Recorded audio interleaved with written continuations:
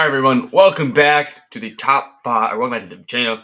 Here's the top five UFC heavyweights all-time parentheses. I'm not doing rankings videos. No, remember they changed too much. No. Just for this video, I put just this video. There's gonna be a lot more videos. Some honorable mentions here. Fabricio Verdum was the interim champion with some solid wins, right? You got Big Nog, who's a Pride legend, and he's stuck around in the UFC. Did his best, you know. Barnett was a good pioneer. Andre Arlovski, most wins in fights, champion. Mir's a champion, was pretty solid wins. Sylvia's a champion. Lesnar was kind of a flash in the pan. Parker Porter, obviously the real GOAT. And then Shamil also can claim to that title of real GOAT. But we're not talking about them today. We're talking about the other honorable mentions, But they're obviously like 1 and 2 or honestly 1 and 1. They haven't fought each other yet. Once they do, for real GOAT. Anyways, number 5, I did Junior Dos Santos. I'm going to just get out of the way here why he's over some of his honorable mentions. I think DC, I mentioned him in the last slide, but he's more body of work. Plus, he ducked Ngannou. Big Nog was a Pride legend, not really a UFC legend. Barnett, steroids, and he already was kind of fringe anyways. That does it for me. Well, Arlovski and Sylvia kind of cohabitated the belt, which is weird. Just weird for both of their legacies. They both kind of weird legacies, and then Arlovski obviously became a can as he got older. Frank Mir, I don't think is good enough. No offense to Frank Mir. I don't think his resume is good enough. I think he was good for what he was. I don't think he's a top 5 heavyweight of all time. No offense, Frank Mir. Brock Lesnar's at a flash in the pan, and JDS did beat Verdum, so he's also an undisputed champion. So, anyways, Junior Dos Santos, man, good fighter, lengthy dude, good striking, good grappling, super well balanced. Definitely weaponized that length of his very, very big dude. He's in that GFL. I wish him all the best. Former champion of the title defense. He's the most knockdowns. First in win streak, second in TKO/KO wins, fourth in wins, third in significant strikes landed, and then third in total fight time. Yeah, pretty good. I mean, now the cons, obviously 10 losses is a lot, but it was kind of just bad. It was just a bad ending to his tenure. I wouldn't really say it was like he actually was that bad. He just fought good guys, and he got old, and he kept fighting good guys, and he lost. Now, I think, well, I'm not going to go through 10 losses point by point, obviously, but I think really, really issue is he gets overshadowed because of losing to Cain Velasquez twice. We kind of don't think of him as good as he is because he lost to Cain Velasquez twice. And again, Cain Velasquez, like, he's like subpar. He's the loser. He's second place. That's how kind of we view him. But we don't really look at his resume or his wins or whatever you want to say and be like, wow, this guy's actually really good. And we'll get into those wins that I'm talking about. He's a very solid fighter, but I think because of the Cain trilogy, it kind of changed how we view him. Yeah, pretty much bad ending of the UFC 10 losing to Cain. I was just reading my slides versus my notes. Now, the all-time wins or wins, whatever you want to call them, Verdum beat him twice. In Crimea River, all right, Verdum had more experience than him in the first matchup, and it also counts the second matchup because heavyweights never age. I'm joking about that, obviously. The first matchup is the only one that counts, but Verdum had more experience, so you can't use that as an argument on why it doesn't count for Verdum. Mirko Cro Cop, there's probably some arguments there, but still pretty good win. Cain Velasquez, I guess he lost the trilogy, so you can count it if you want to. I don't really count it too heavily because he lost the trilogy. Frank Mir, Mark Hunt, Stipe, and I guess you could say Derek Lewis is an all-time win, I guess. But yeah, also Stipe lost the trilogy, but I still think he has some pretty decent wins. I think he was good for what he's worth. Definitely heavyweight 5 can interchangeable. A lot of people can go whichever way you want it. I like JDS personally. Number 4, I feel like this might be a little controversial because I guess it's recency bias or it's a trash list or I'm doing this or this, whatever. But Francis Ngannou is top 5 heavyweight of all time. I had him top 3 originally, but you'll see he's number 3. Let's go to number 4. Francis Ngannou, man, great fighter. Obviously, powered him to the page. Super underrated wrestling. He developed into it, but yeah, pretty solid. Former champion of the title defense. Second most knockdowns. Third most title fight. Third most finishes. Not title fight wins. Fifth longest win streak. 7th title fight wins. There you go. 9th in wins overall and 10th in knockdowns.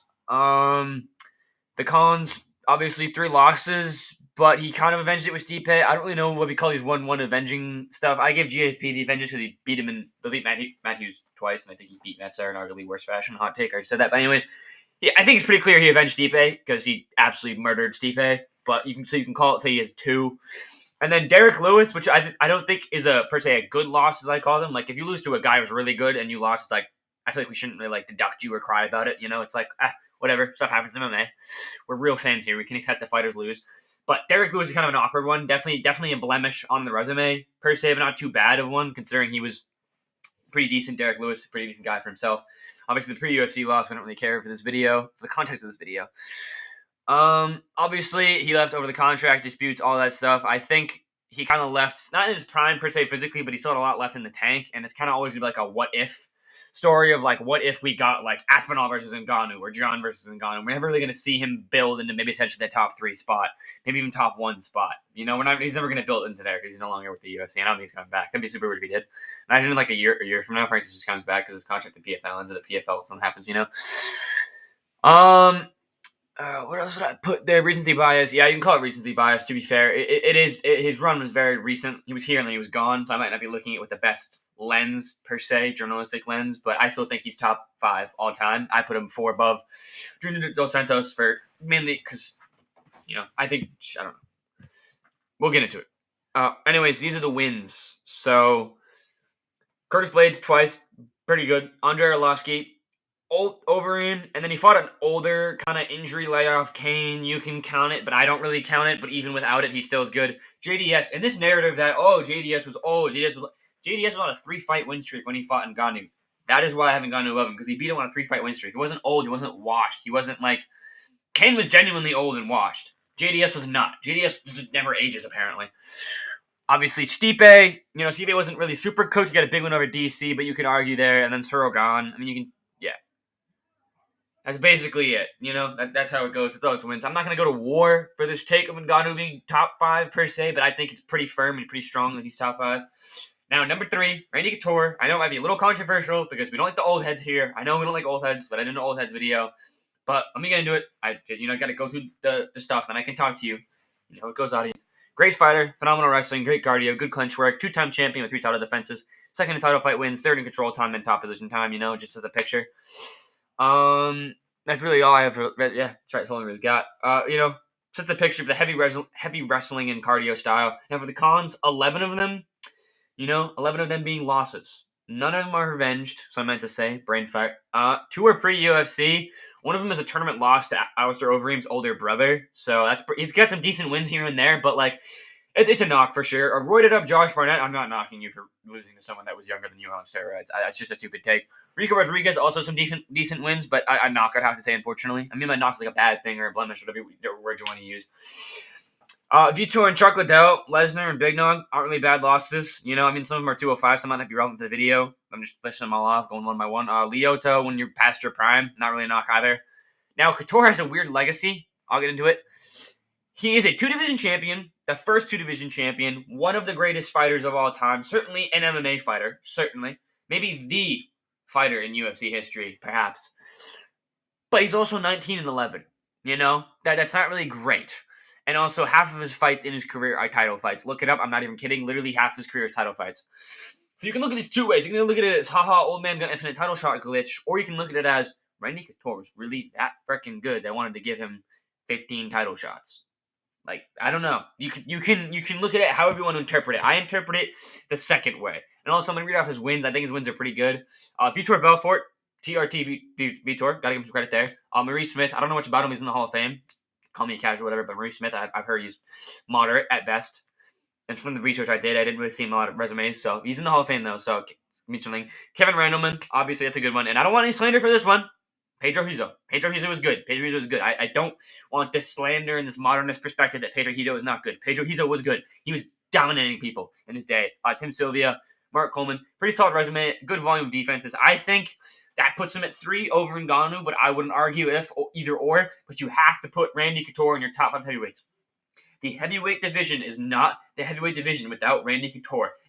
If you just genuinely forget about him, you have a pass. But if you do your best to give a journalistic style, look at all the guys, look at all their resumes, Randy Couture has to be mentioned for the historical perspective and because he was the man. 15 title shots for a reason, folks.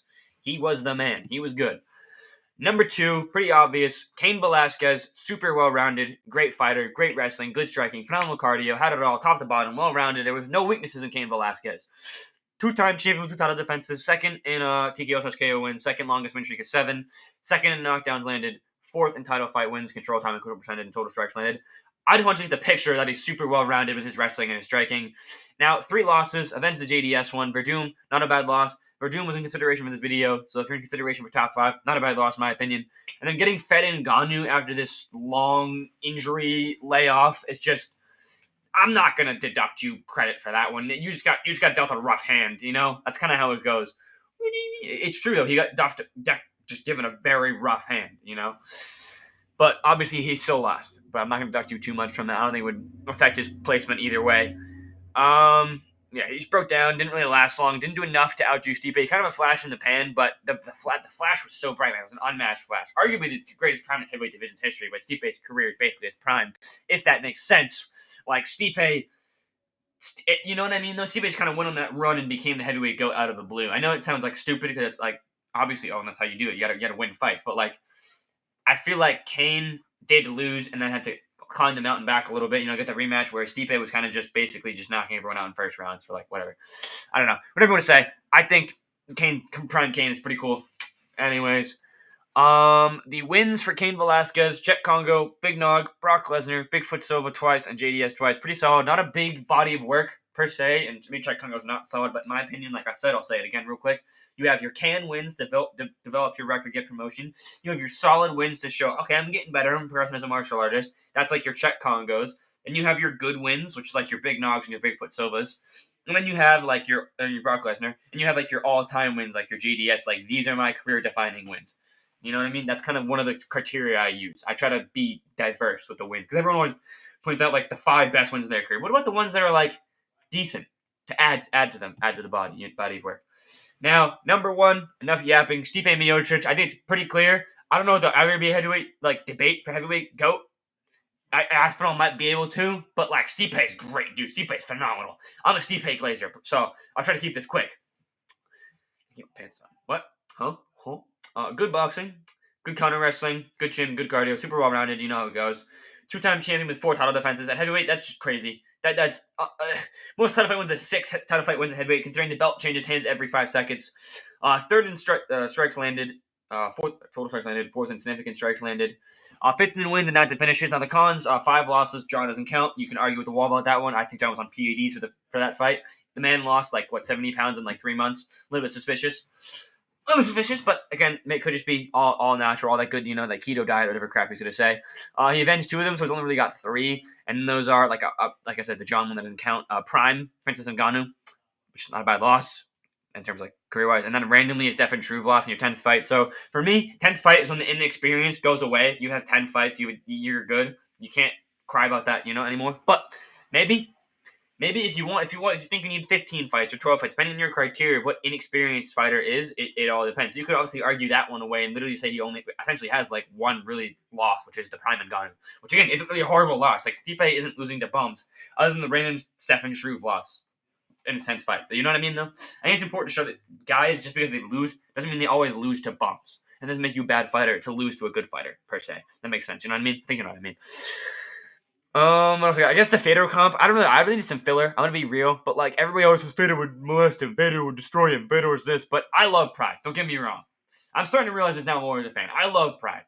But Stipe is the heavyweight MMA GOAT, bro. Stipe would have absolutely done what Fedor done, probably double. The game evolves. Old fighters are not going to beat new fighters. It's not how the sport should work. The sport should get better. The sport shouldn't just keep a constant, straight line.